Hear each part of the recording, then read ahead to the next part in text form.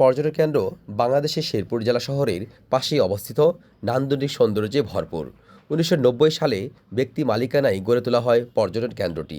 এখানে বিভিন্ন ধরনের বকের দেখা মিলে। পুকুরের মাছের খাওয়ার দৃশ্য উপভোগ করা যায়।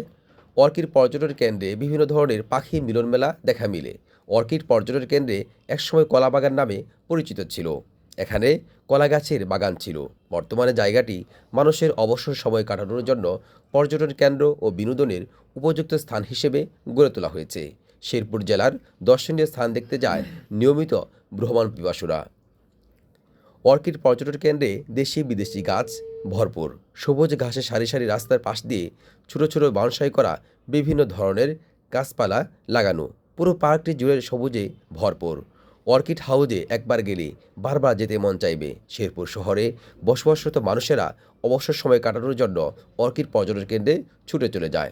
প্রতিদিন সকাল 10টা থেকে সন্ধ্যা 6টা পর্যন্ত খোলা থাকে। প্রবেশ মূল্য 100 টাকা। অর্কিড পর্যটন কেন্দ্রে কি দেখতে পাবেন?